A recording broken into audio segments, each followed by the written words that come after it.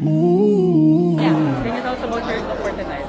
Yeah, hi everyone, this is Lian Valentin. So I'm wearing Rob Ortega Studio, and then my bag is from Bling and Company.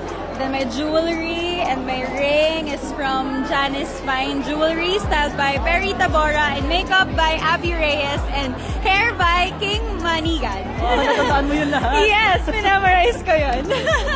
For last, can we do a bag raid? Oh my gosh, sige. Bag raid.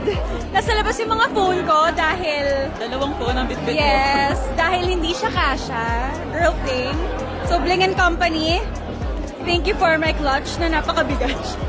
Ang dami, sobrang random. Powder, Your powder is from? Makeup Forever. Makeup Forever. And then,